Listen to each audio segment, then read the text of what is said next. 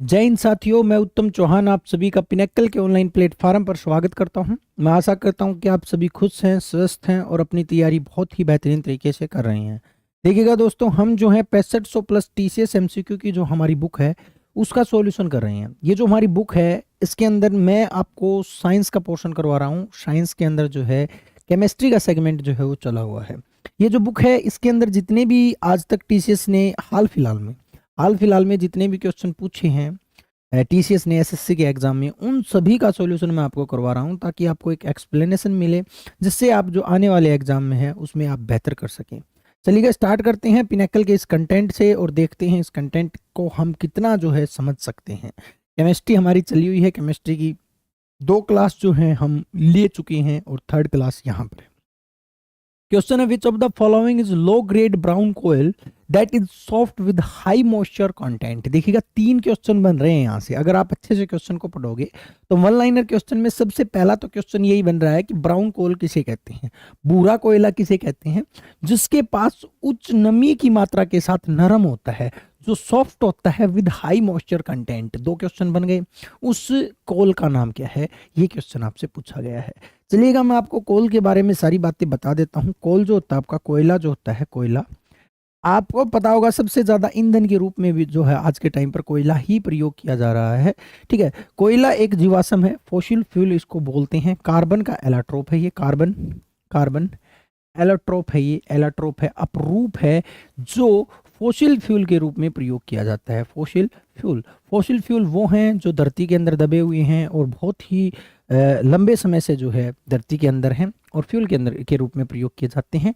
कोयला है, कोयला जो होता है उसकी एक क्वालिटी है, जितना कार्बन ज़्यादा होगा, जितना कार्बन ज़्यादा होगा उतना ही कोयले की क्वालिटी जो होगी, उतनी ही कोयले की क्वालिटी जो है, क्वालिटी जो होगी वो अच्छी होगी और उतना ही जो कोयला जो है वो ब्लैक होगा, उतना ही कोयला जो है वो क्या होगा, ब्लैक होगा। ये क्वालिटी है कोयले की।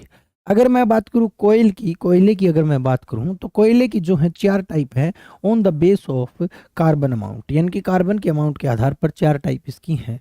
पहली जो टाइप है वो आपकी एंथ्रासाइट कोल, फर्स्ट टाइप है ये। सेकंड टाइप जो है वो आपका हमारा बिट्टू है, बिटुमिनस।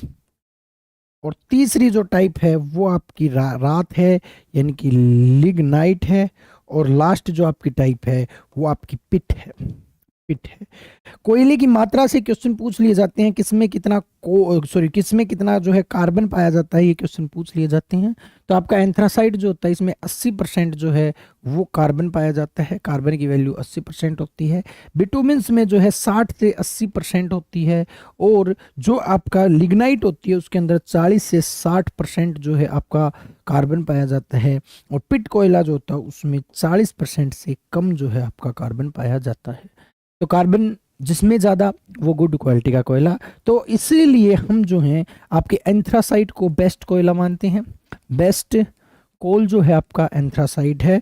और सबसे निम्न कोटि का लोएस्ट जो है वो आपका कौन है, ये आपका पिट कोयला है।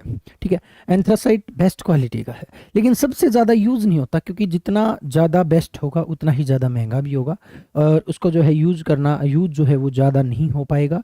सबसे ज़्यादा यूज़ होने वाला, अगर आपसे क्वेश्चन पूछे सबसे ज़्यादा यूज़ होने वाला, सबसे ज़्यादा प्रयोग में आने वाला, सबसे ज़्यादा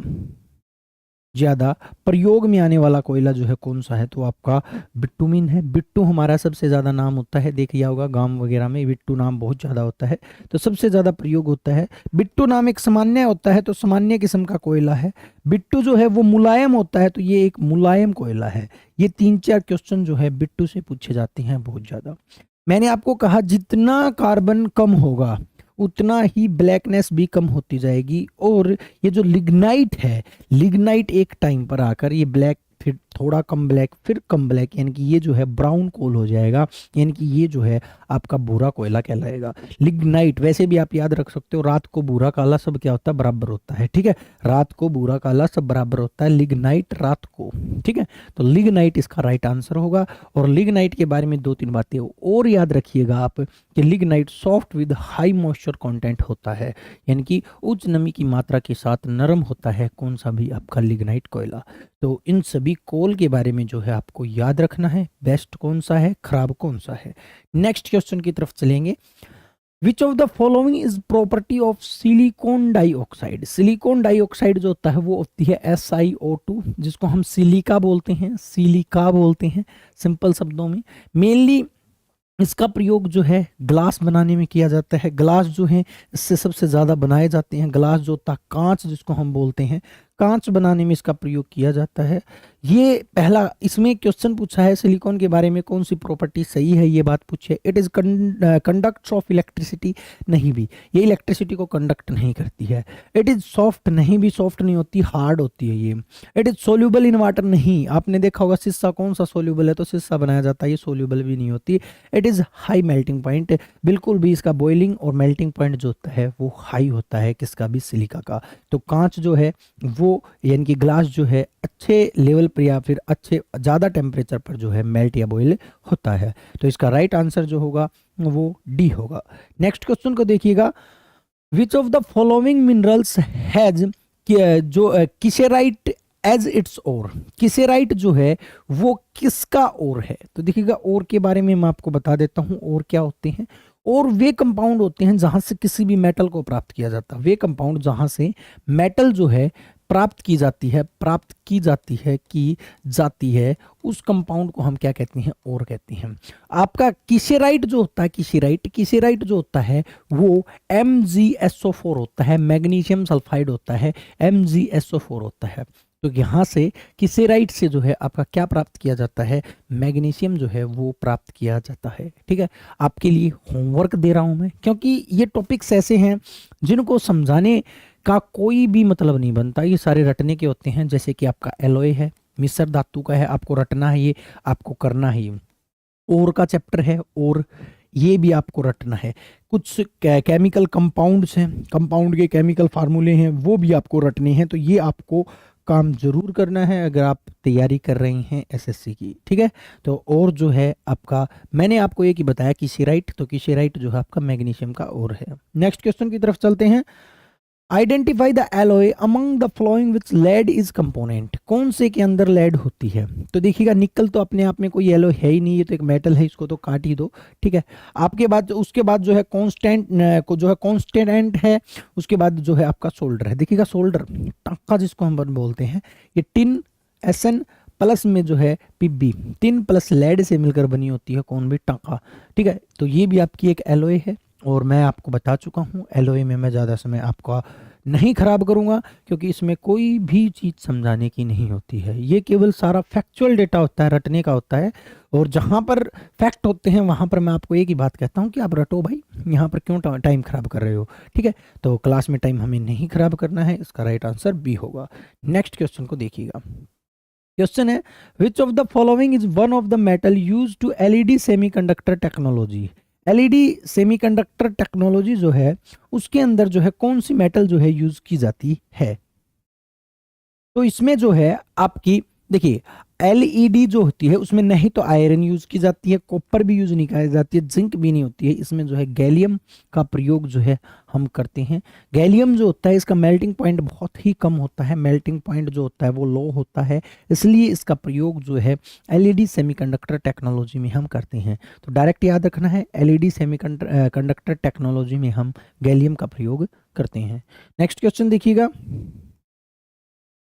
Which of the following metals react with moist carbon dioxide in air and slowly loses its shiny brown surface and gain green coat। तो देखिएगा आप सभी को पता है जितनी भी मेटल होती हैं वो कोरोजन करती हैं। कोरोजन का मतलब जंग, जैसे लोहे को जंग लगती है वैसे हर मेटल जो है किसी के साथ रिएक्शन करके कोरोजन होता है उसका। कोरोजन का मतलब आप ये मान सकते हो जंग लगना ही मान सकते हो। ठीक है, तो कोई भी धातु किसी भी साथ करके जो जंग लगाती है, जैसे कि आपकी सिल्वर जब किसी के साथ रिएक्शन करती है, एटमॉस्फेयर के अंदर मॉइस्चर हैं, कार्बन डाइऑक्साइड हैं, उनके साथ रिएक्शन करती है तो ये ब्लैक कोट ले लेती है, ब्लैक हो जाती है कौन भी आपकी सिल्वर। जब आपकी आयरन किसी के साथ रिएक्शन करती है तो आयरन जब जंग लगता है तो ये ब्राउन हो जाती है, ब्राउन यानी कि भूरा हो जाता है। जिंक का कोरोजन बहुत ही कम देखने को मिलता है हमें, जिंक किसी भी टाइप से जो है आपका कोरोजन नहीं दिखाता है। उसके बाद आपका बचता कॉपर।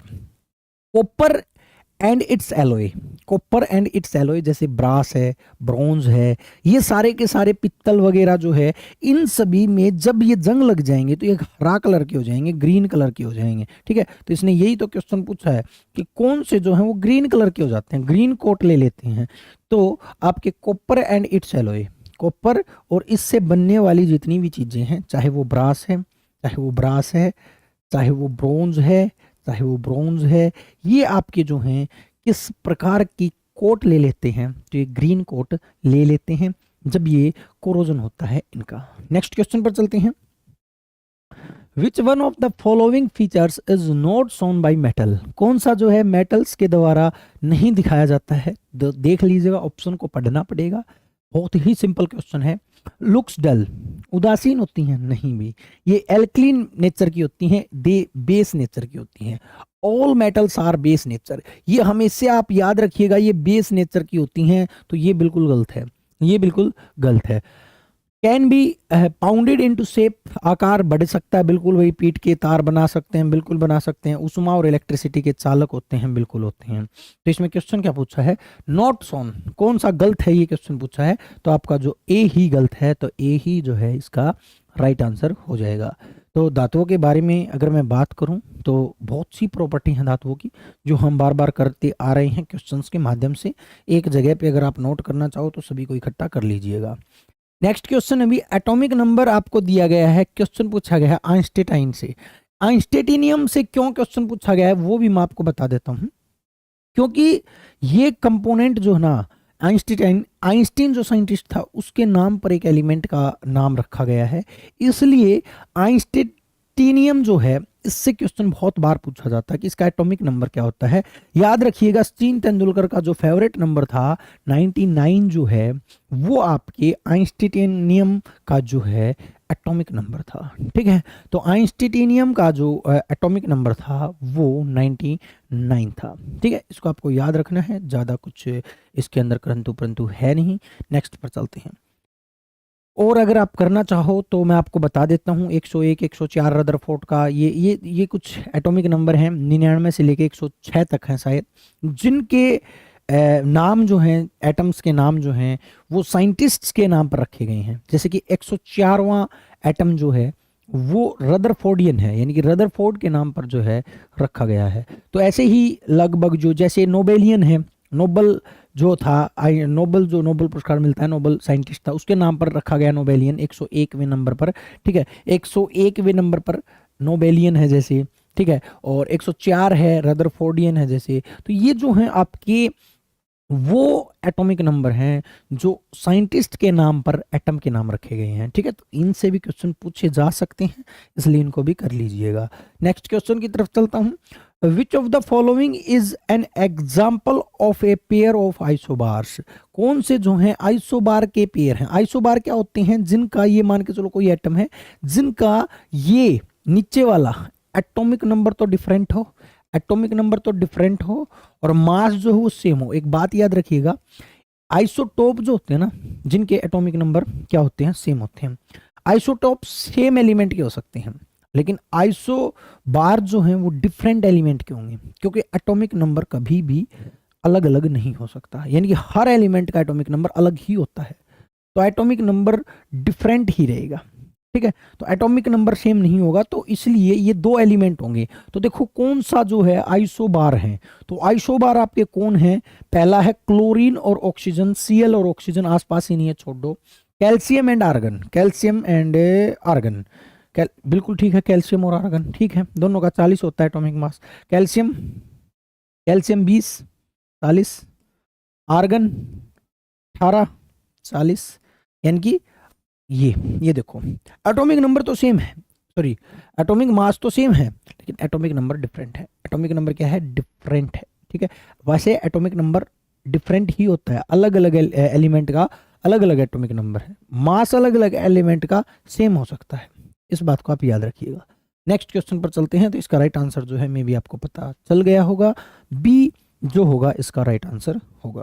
नेक्स्ट क्वेश्चन की तरफ चलते हैं। What is the atomic weight of lithium, फिर वही बात है, ये चीजें आपको करनी पड़ेगी, मजबूरी है आपकी। लिथियम जो होता है उसका एटॉमिक नंबर 3 होता है। और मैंने आपको एक ट्रिक बताई थी कि एटॉमिक मास याद करना है आपको, या तो एक डबल होंगे या डबल से एक ज़्यादा होंगे। तो यहाँ पर लिथियम जो होता है डबल से एक ज़्यादा होता है। ये जो होता है आपका 3 दूनी 6 और 7 के करीब होता है, लगभग 7 होता है। ठीक है, आप देख लीजिएगा 9.012, 9.9 सॉरी 6.941, ये लगभग 7 के बराबर है, लगभग 7 के बराबर है। ये जो है आपका एटॉमिक मास होता है किसका भी, आपके लिथियम का। तो मैं आपको बता चुका हूँ, नंबर आपको याद करने हैं, 1 2 3 4 5 6 ये रोल नंबर है। मास जो है वो या तो डबल होंगे या डबल से एक ज्यादा होगा। ठीक है, तो इसका राइट आंसर डी होगा। नेक्स्ट क्वेश्चन देखिएगा, what is symbol of tin. तो मे बी ये तो हम इतनी बार कर चुके हैं, इतनी बार कर चुके हैं, मे बी ये तो गलत नहीं होगा आपका। एसन जो है वो किसका सिंबल है, ये आपके टिन का सिंबल है। किसका सिंबल है भाई, टिन का सिंबल है। नेक्स्ट क्वेश्चन को देखिएगा, which is the rarest element. Rarest का मतलब जो बहुत ही कम पाया जाता है, उस एलिमेंट का नाम क्या है। तो वो सबसे ज्यादा सबसे कम भूप्रपटी मतलब अर्थ क्रस्ट के ऊपर सबसे कम पाया जाने वाला जो एलिमेंट है वो एस्टेटाइन है। यानी कि ये जो एलिमेंट है एस्टेटिन, ये अर्थ क्रस्ट पर रेयर पाया जाता है, दुर्लभ, बहुत ही मुश्किल से जो है ये पाया जाता है। इसको आप याद रखिएगा। ठीक है, इनर्ट गैस में रेडोन जो है वो सबसे कम पाई जाती है। इनर्ट गैस में रेडोन जो है वो सबसे कम पाई जाती है, इसको भी आप याद रखिएगा। ठीक है, तो ये यूरेनियम, लिथियम, इन सभी को जो है ये एलिमेंट्स हैं। एलिमेंट के कुछ जो है काम भी होते हैं, जैसे कि वर्क भी होते हैं। जैसे रेडोन है, रेडोन कैंसर के ट्रीटमेंट के लिए यूज़ की जाती है। यूरेनियम है, रेडियो एक्टिव एलिमेंट है, एनर्जी बनाता है, रेडियो एक्टिव एलिमेंट है। तो एनर्जी बनाने में जितने भी बम वगैरह बनाए जाते हैं, एटॉमिक जितनी भी रिएक्शंस होती हैं, उनमें यूरेनियम का प्रयोग किया जाता है। लिथियम है, बहुत ही इंपॉर्टेंट, एक बात याद रखिएगा, एक क्वेश्चन पूछा जा सकता है, जम्मू एंड कश्मीर में जो है यूरेनियम एंड लिथियम के भंडार मिले हैं। ठीक है, जम्मू एंड कश्मीर में हाल ही में। तो लिथियम जो है वो इससे जो है लेड बैटरी बनाई, सॉरी लिथियम बैटरी बनाई जाती हैं। इलेक्ट्रिक जो व्हीकल होती हैं उनकी बैटरी बनाई जाती हैं किससे भी, जो है आपकी ईवी इलेक्ट्रिकल व्हीकल बैटरी जो होती हैं वो बनाई जाती हैं किससे, लिथियम से। तो ये कुछ इंपॉर्टेंस हैं किन की भी, आपकी मेटल्स की। तो हर मेटल्स की कुछ ना कुछ इंपॉर्टेंस आपको कर लेनी है एक्स्ट्रा फैक्ट के रूप में। नेक्स्ट क्वेश्चन देखिएगा, which of the following is use as substitute. Substitute का मतलब उसकी जगह पर, विकल्प के रूप में, of the mercury in the thermometer.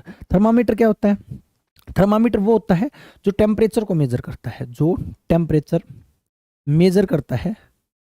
Temperature measuring device जो होती है उसको हम क्या कहते हैं, थर्मामीटर कहते हैं। ठीक है, थर्मामीटर में मेनली नॉर्मल थर्मामीटर की बात कर रहा हूँ, नॉर्मल थर्मामीटर की। नॉर्मल जो थर्मामीटर होता है, normal thermometer, normal thermometer, meter meter, जिसको हम क्लिनिकल थर्मामीटर बोलते हैं, क्लिनिकल थर्मामीटर बोलते हैं। डॉक्टर जिसको यूज करते हैं, बॉडी का टेम्परेचर देखने के लिए यूज करते हैं।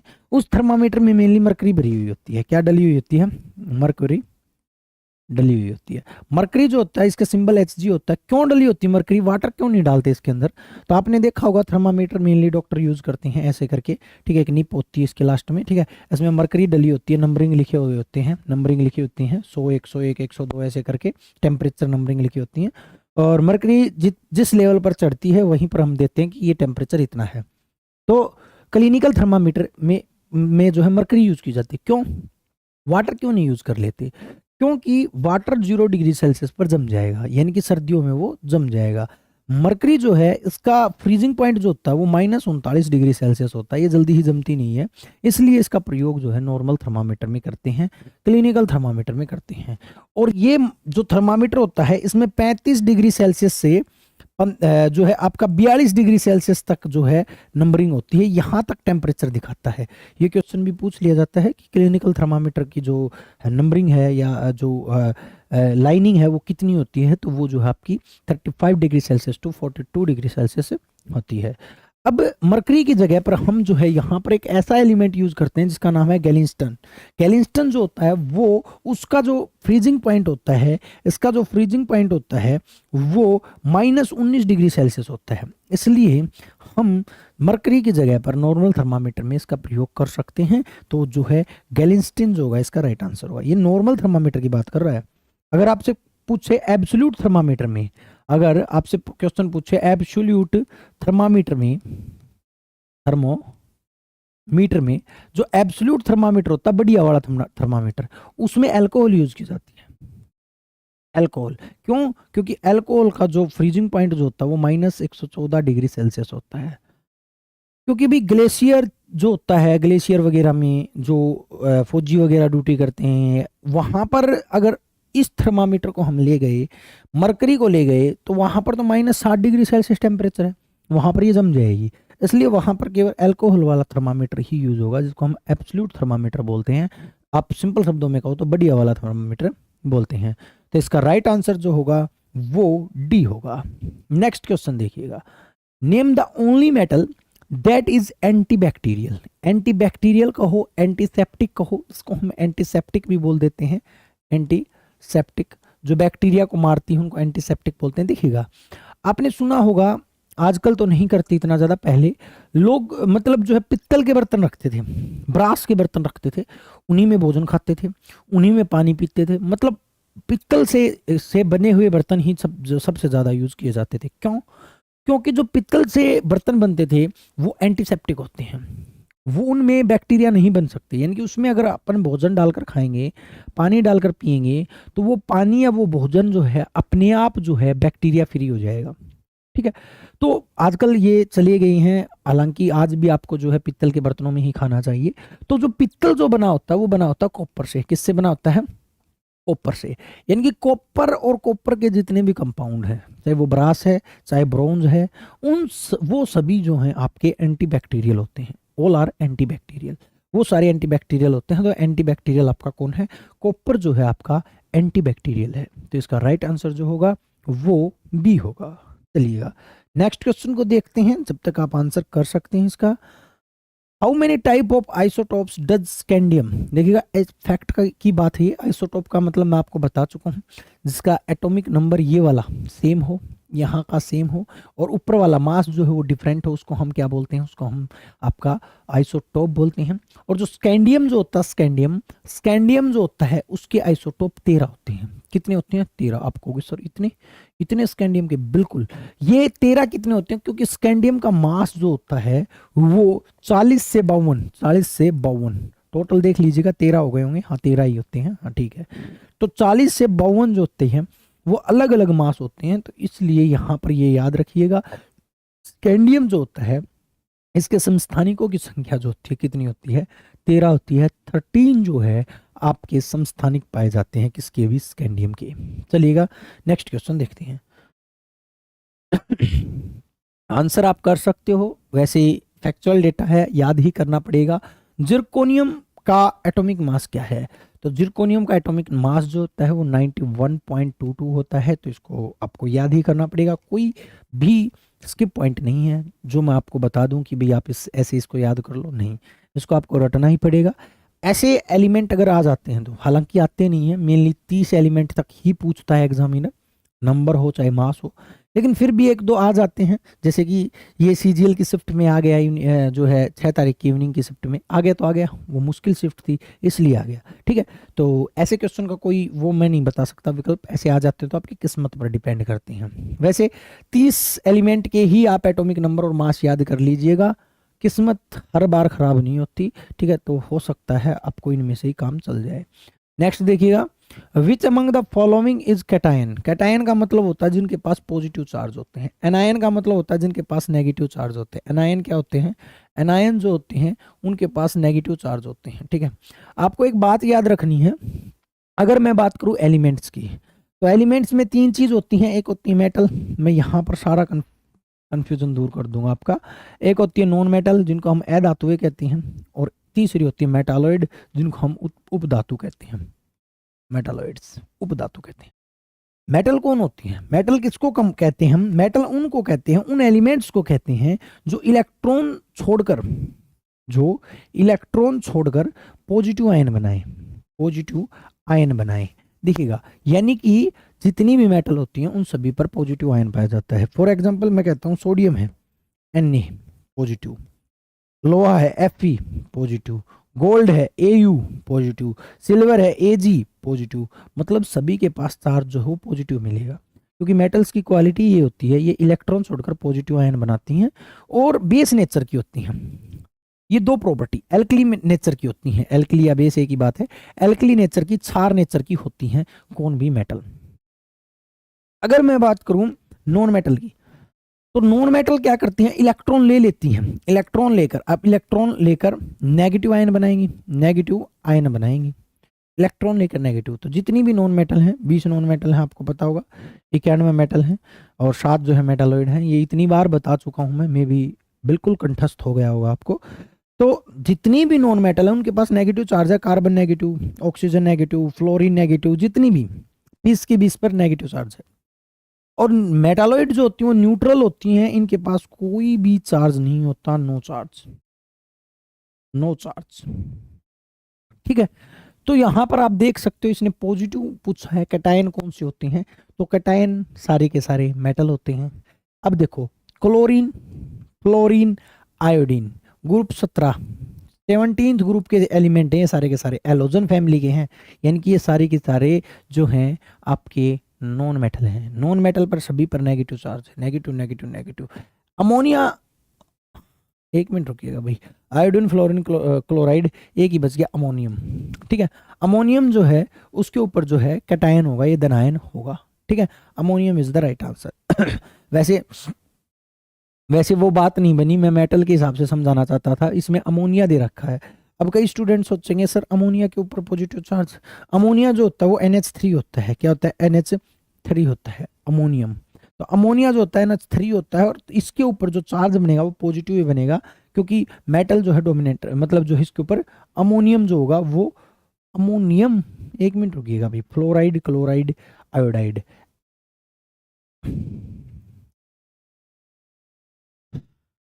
एक मिनट रुकिएगा भाई, आंसर तो इसका ठीक है, अमोनियम ही होगी। अमोनिया तो नहीं दे रखा है, इसको ये चीज जो है चेक कर लीजिएगा, ताकि अमोनिया अगर होगा तो क्वेश्चन जो है वो गलत हो जाएगा भी। ठीक है, अमोनिया होगा तो क्वेश्चन जो है वो क्या हो जाएगा, गलत हो जाएगा। वैसे जो है इसका, एक मिनट रुकिएगा भाई, NH3 थोड़ी ना होता, NH अमोनियम दे रखा है, अमोनिया नहीं दे रखा, अमोनियम दे रखा है, NH4 होगा। हाँ, NH4 पर पॉजिटिव चार्ज, अब ठीक है, अब ठीक है। ठीक है, NH4 अमोनियम दे रखा है तो अमोनियम NH4 होगा, तो इसका राइट आंसर ए होगा। नेक्स्ट क्वेश्चन पर चलते हैं, क्योंकि देखो iodine, fluorine, chlorine, bromine, iodine, ये तो नॉन मेटल है, इनके पास तो नेगेटिव चार्ज है ही। नेक्स्ट पर चलो, नेक्स्ट आपका constantan is an alloy of copper and nickel. ये हम कर चुके हैं, एलॉय हैं ये सारे के सारे, तो ये मैं आपको होमवर्क भी दे चुका हूँ। एलॉय, और मैं बार बार नहीं बताऊंगा, अगर ये 3 चीज़ आप नहीं करते हो तो मैं ये कह सकता हूँ दावे के साथ कि आप पढ़ नहीं रहे हो, क्योंकि इन चीज़ों को आपको करना पड़ेगा। टीचर कोई भी अगर किसी भी यूट्यूब चैनल पर, कहीं प्लेटफॉर्म पर अगर इन चीज़ों को करवा रहा है, इसका मतलब ये है कि वो आपका टाइम खराब करवा रहा है। मैं नहीं चाहूँगा कि आपका टाइम खराब हो। नेक्स्ट पर देखिएगा, which potassium salt is mineral supplement used to treat and prevent low level of potassium in blood। यानी कि पोटेशियम के लो लेवल को ठीक करता है, वो कौन सा है। तो आपके पास एक देखिएगा साल्ट पिटर, जिसको हम बोलते हैं साल्ट पिटर, नाइट्रा जिसको हम बोलते हैं। एक बात याद रखिएगा, नाइट्रा, नाइट्रा क्या होता है, नाइट्रा, नाइट्रा होता है जिसमें नाइट्रोजन ऑक्साइड होती है, यानी कि साल्ट पिटर इसको बोलते हैं हम, साल्ट पिटर बोलते हैं, साल्ट पिटर। और साल्ट पिटर जो होता है KNO3 होता है, पोटेशियम नाइट्रेट होता है।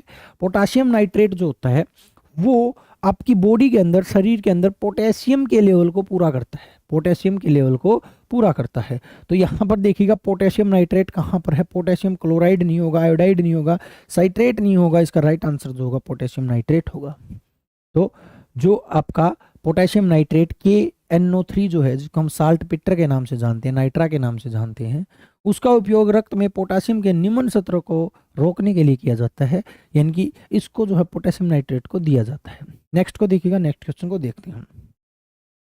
The reaction between an acid and base is known as. देखिएगा, जब कोई एसिड, मान के चलो एसिड है HCl, स्ट्रॉन्गेस्ट एसिड ले लेता हूं मैं, HCl स्ट्रॉन्गेस्ट एसिड है प्लस में, मैं रिएक्शन करवाता हूं किसके साथ, एक बेस के साथ, मैं बेस भी स्ट्रॉन्ग ही ले लेता हूं, NaOH, sodium hydroxide, caustic soda जिसको हम बोलते हैं।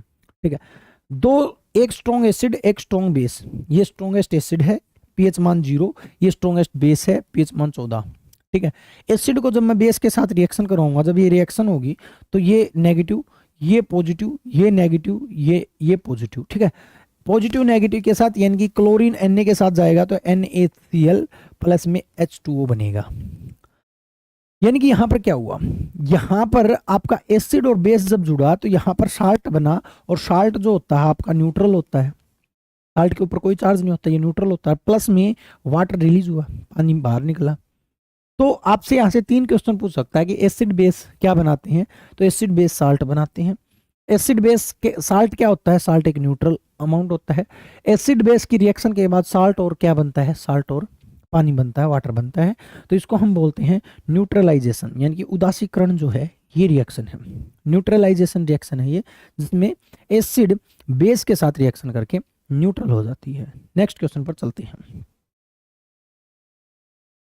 नेक्स्ट है which acid destroys the bacteria that enter the stomach. देखिएगा आपको मैं बता देता हूँ, स्टेमक जो होता है वो आपके डाइजेस्टिव सिस्टम का हिस्सा है।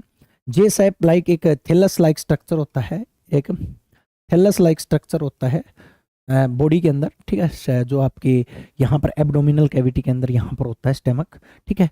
लगभग जो है फूड जो है यहीं पर रेस्ट करता है, फूड 3 से 4 घंटे जो है यहीं पर ठहरता है, हालांकि ठहरता नहीं है, यहाँ पर बहुत से केमिकल रिएक्शंस होती हैं। इस स्टेमक के अंदर एक ग्लैंड होती है जिसका नाम है जेस्ट्रिक ग्लैंड। जेस्ट्रिक ग्लैंड जो होती है वो एंजाइम रिलीज करती है, और मेनली 3 एंजाइम रिलीज करती है। एक रिलीज करती है HCl, it is enzyme. But आपको पता होगा HCl हाइड्रोक्लोरिक एसिड जो है वो स्ट्रॉन्गेस्ट एसिड है, यह जो है एक स्ट्रॉन्गेस्ट एसिड है। अब आप कहोगे सर इतना स्ट्रॉन्ग एसिड, ये वही एसिड है अगर फेस पर डाल दिया तो फेस को बर्न कर देगा, मूवी वगैरह में देखा होगा वही। बट आप कहोगे कि सर इतना स्ट्रॉन्ग एसिड पेट में बन रहा है, स्टेमक में बन रहा है, तो स्टेमक की दीवार क्यों नहीं बर्न हो रही? क्योंकि स्टेमक जो है, स्टेमक की दीवार जो है वो मुक्कस से बनी होती है। मुक्कस याद रखिएगा, इंपॉर्टेंट है मुक्कस। स्मूथ मसल्स होती हैं मुक्कस, जिनके ऊपर एसिड का कोई भी प्रभाव नहीं पड़ता है। हाँ, एसिड गलती से थोड़ा भी बाहर आएगा ना, कई दफा देखा होगा एसिडिटी बन जाती है बहुत ज्यादा, तो वो एसिड के वाटर वेपर बाहर आने लग जाते हैं। तो जब एसिड के वाटर वेपर बाहर आएंगे बहुत ही ज्यादा तेज दर्द करेंगे और जलन होगी बहुत ज्यादा, तो वो एसिडिटी कहलाती है। तो HCl पेट के अंदर होता है, ठीक है, कोई दिक्कत नहीं है। ऊपर से आप और चाउमीन, बर्गर, पिज्जा, पता नहीं क्या क्या एसिडिटी खा रहे हो, और कितना एसिड बन जाएगी, वो बहुत ज्यादा एसिड बन जाएगा अंदर, यानी कि आपके शरीर को खराब कर देंगी ये चीजें अगर आप ये चीज खा रहे हो। तो स्ट्रॉन्गेस्ट एसिड है HCl, एक एंजाइम की तरह काम करता है, फूड को ब्रेक करता है, तोड़ता है, ठीक है। तो यहाँ पर जो आपका पाया जाता है वो कौन पाया जाता है, हाइड्रोक्लोरिक एसिड पाया जाता है, किसमें भी, स्टेमक के अंदर। इसको याद रखिएगा, इसको हम बाथरूम क्लीनर के नाम से भी जानते हैं, म्यूरेटिक एसिड के नाम से भी इसको जानते हैं। तो इसका राइट आंसर जो होगा वो हाइड्रोक्लोरिक एसिड होगा। इसका दूसरा नाम कई दफा ना ये आ जाता है, म्यूरेटिक। उस टाइम पर जो है ना स्टेमक में कौन सा एसिड पाया जाता है, HCl ऑप्शन में ना देकर म्यूरेटिक ऑप्शन दे देता है, फिर हम कंफ्यूज हो जाते हैं, भाई HCl कहाँ गया, HCl कहाँ गया, HCl कहीं नहीं गया। HCl का दूसरा नाम आजकल जो है दे देता है एग्जामिनर, म्यूरेटिक एसिड। ठीक है भाई, चलिएगा नेक्स्ट को देखते हैं। विच acid is predominantly present in tomatoes. Tomatoes टमाटर, देखिएगा मैं आपको बता देता हूँ, स्पेनिच यानी पालक और टमाटर, इन दोनों में जो है ना आपकी एक ऑक्जेलिक एसिड पाई जाती है, ऑक्जेलेट। कैल्शियम ऑक्जेलेट सुना होगा, पथरी जिसको हम बोलते हैं, स्टोन जिसको हम बोलते हैं, पथरी वास्तव में इसी की वजह से होती है। टमाटर के बीज और पालक के बीज में कौन सा एसिड पाया जाता है, ऑक्जेलिक एसिड पाया जाता है। ये एसिड के टॉपिक हैं, तो एसिड एंड बेस से बहुत अच्छे अच्छे क्वेश्चन जो हैं पूछे जाते हैं, तो आपको पता होना चाहिए। जैसे कि आपकी टार्ट्रिक है, ये इमली में पाई जाती है, इमली और अंगूर के अंदर जो है आपकी टार्ट्रिक पाई जाती है।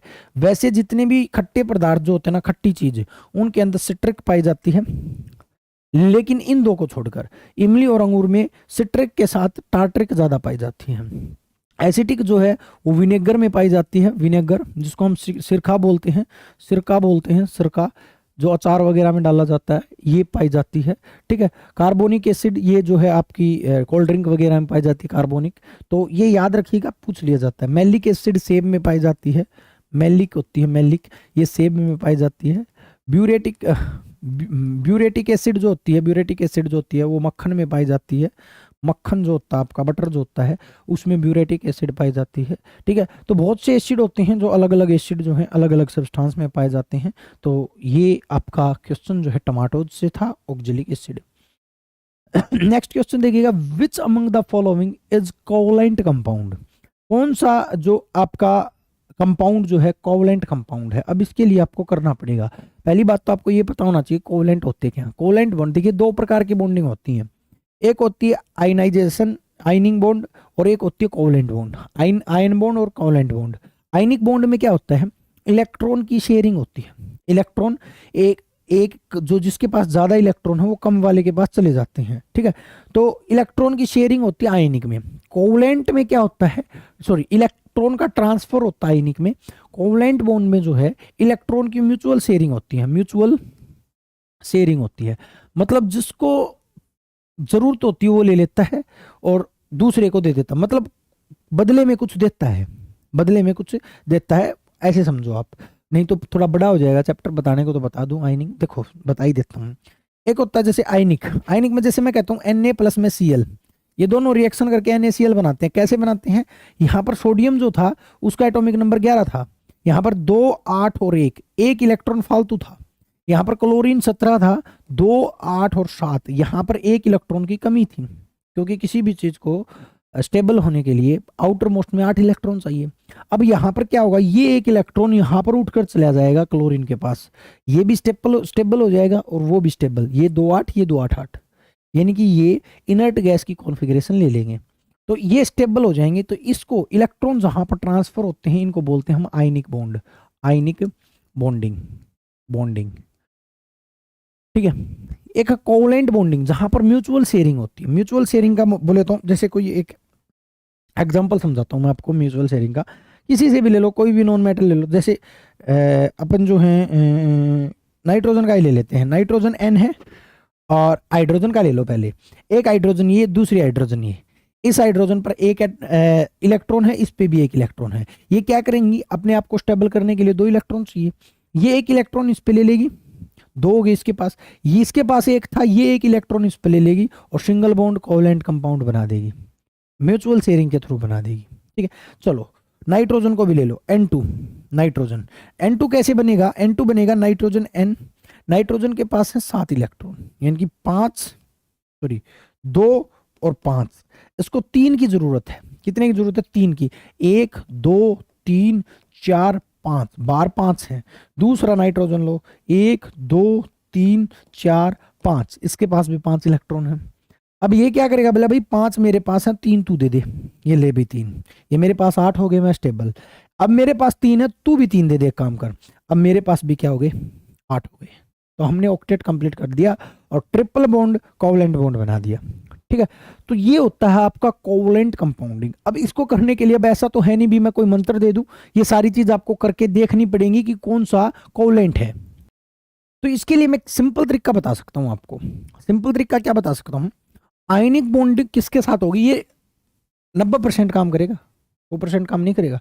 100% के लिए आपको देखना पड़ेगा, कॉन्फ़िगरेशन आनी चाहिए, बहुत सी चीजें आपको आनी चाहिए, लेकिन काम कर जाएगा यार, कंपटीशन में लगभग जगह काम कर जाएगा। ठीक है, आयनिक बॉन्ड कौन से होते हैं, जहां पर मेटल नॉन मेटल के साथ रिएक्शन करती है उसको हम क्या कहते हैं, आयनिक बॉन्ड कहते हैं। कोवलेंट बॉन्ड कहां पर होगी, जहां पर नॉन मेटल के साथ रिएक्शन करेगी, नॉन मेटल के साथ रिएक्शन करेगी, वहां पर आपका म्यूचुअल शेयरिंग होगा। या फिर आप एक सिंपल शब्दों में बताऊं तो कार्बन के कंपाउंड और हाइड्रोजन, यानी कि हाइड्रोकार्बन कंपाउंड जितने भी होंगे ना वो आयनिक कंपाउंड होंगे, हाइड्रोकार्बन कंपाउंड। या फिर दूसरा तरीका, आपकी नॉन मेटल आपको पता होनी चाहिए, ये भी नॉन मेटल है, ये भी नॉन मेटल है। अब देखो जैसे कि मैं बताता हूं, सोडियम क्लोराइड NaCl, यहां पर Na पॉजिटिव Cl नेगेटिव, यानी कि एक मेटल है एक नॉन मेटल है, आयनिक बॉन्ड है, इसमें पूछा कोवलेंट।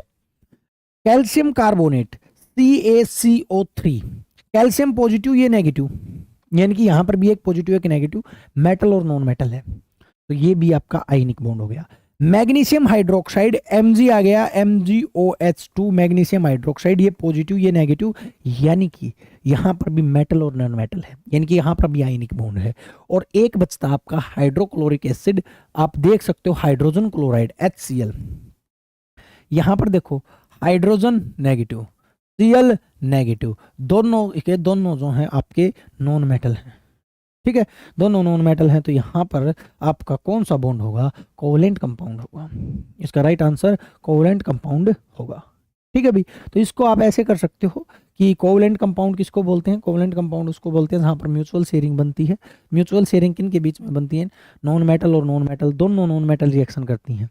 और ट्रांसफर कब होते हैं, आयनिक बॉन्ड कब होते हैं, जब एक मेटल और एक दूसरी नॉन मेटल होती है, ठीक है।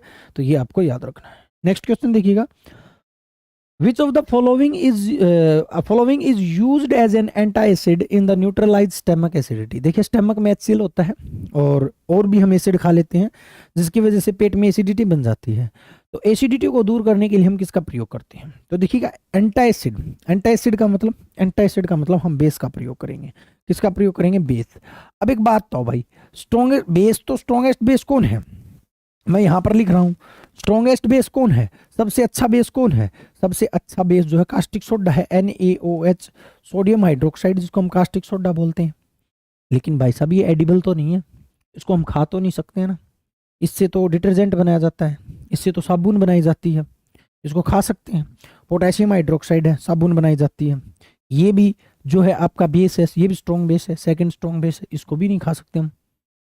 इसका मतलब हमें एक ऐसा बेस चाहिए जिसको हम खा सकते हैं, जो एक एडिबल है, और एडिबल है आपका milk of magnesia, magnesium hydroxide, जिसको हम क्या बोलते हैं, मैग्नीशियम हाइड्रोक्साइड।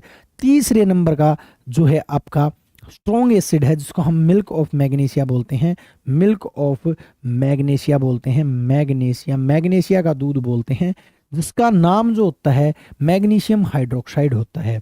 मैग्नीशियम हाइड्रोक्साइड जो है इसका नाम होता है। तो ये जो है आपका यूज किया जाता है एंटा एसिड के रूप में। तो मैग्नीशियम हाइड्रोक्साइड, इसी से तो आपकी इन्नो बनती है। इन्नो जो होती है जो एसिडिटी खत्म करती है, इसी से आपकी डाइजीन बनती है। डाइजीन ये दोनों के दोनों एंटा एसिड दवाइयां हैं, मेडिकल स्टोर पे मिलेंगी, जिसको एसिडिटी बनती है वो यूज भी करती हैं। उन दोनों में मैग्नीशियम हाइड्रोक्साइड ही होता है, ठीक है। इससे स्ट्रॉन्ग मैग्नीशियम हाइड्रोक्साइड से स्ट्रॉन्ग एंटासिड जो है ना वो एल्यूमिनियम हाइड्रोक्साइड है, एल्यूमिनियम हाइड्रोक्साइड।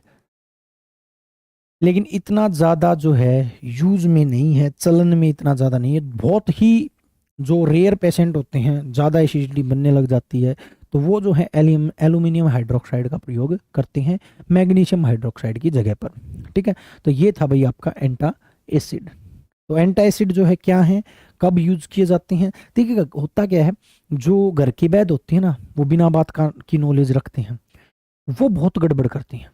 जैसे मान के चलो मुझे पता नहीं है किस टाइम पर क्या देना चाहिए। अब मुझे पता है कि ची मधुमक्खी लड़े चे ततैया लड़े, दोनों में हम क्या करते हैं, मेटल को रगड़ते हैं। ऐसा नहीं करना है। अब मधुमक्खी जो है उसका जो डंक होता है उसमें एसिड होता है, उस टाइम पर आप मेटल रगड़ो, ठीक है, क्योंकि जितनी भी मेटल है लोहा वगैरह वो सब बेस नेचर की हैं, तो एसिड को बेस काटेगा। लेकिन जो ततैया लड़ता है ना, ततैये का जो डंक होता है वो बेस नेचर का होता है, और फिर उसके ऊपर अगर आप रगड़ रहे हो, इसका मतलब वो ज्यादा रिएक्शन करेगा। हम सीख लेते हैं कि नींबू लगाना है, लोहा लगाना है। अरे भाई किस पर क्या लगाना है ये तो देखो। मधुमक्खी का डंक एसिडिक है, उस टाइम पर लोहा लगाना है, आप उस टाइम पर साबुन लगाओ, वो भी आपका बेस है। लेकिन ततैया बेस है, बेस नेचर का है, इसलिए उस पर एसिड लगाओ, एसिड आपका नींबू है। तो इन चीजों की नॉलेज आपको होनी चाहिए, ठीक है भाई। तो ये जो है आपको पता होना चाहिए। तो मैग्नीशियम हाइड्रोक्साइड। नेक्स्ट क्वेश्चन देखिएगा, नेक्स्ट एंड आज का लास्ट क्वेश्चन है, when litmus solution is neither acidic और nor base its colour is. पहले तो लिटमस होता क्या है, लिटमस पेपर क्या होता है, लिटमस क्या होता है देखिएगा, मैं आपको बता देता हूं। लिटमस जो होता है वो लाइकेन का बना होता है, लाइकेन से बना होता है। और लाइकेन आपको पता ही होगा, लाइकेन एल्गी, कवक और शैवाल, फंगी, कवक और शैवाल, ठीक है, ये शैवाल होती है, एल्गी, और फंगी जो होती है वो कवक होती है। इनसे मिलकर बना होता है लाइकेन, और लाइकेन से बनाया जाता है लिटमस। और लिटमस पेपर क्या करता है, लिटमस पेपर जो है एसिड व बेस की पहचान करता है, एसिड एंड बेस की पहचान करता है, बेस की पहचान कैसे करता है? अगर एसिड को लिटमस पेपर पर डाला गया, एसिड को अगर आप लिटमस पेपर पर डालोगे तो ये ब्लू टू रेड हो जाएगा, ये ब्लू टू रेड हो जाएगा। और बेस को अगर लिटमस पेपर को डालोगे तो रेड टू ब्लू हो जाएगा। कहने का मतलब, मान के चलो आपको कास्टिक सोडा लिटमस पेपर पर डालते हो तो वो पहले रेड होगा फिर ब्लू होगा। अगर आप HCl को डालते हो तो वो पहले ब्लू होगा फिर रेड होगा। आप वैसे भी याद कर सकते हो, एसिड तेजाब तेजाब को जब फेस पर डालते हैं तो वो रेड करता है, तो ब्लू टू रेड हो जाएगा। लेकिन वास्तव में इसका कलर कैसा होता है, जो लिटमस पेपर का रियल कलर कैसा होता है, वो होता है बैंगनी। अगर किसी ने लेबोरेटरी में देखा होगा तो इजीली बता पाएगा, बैंगनी।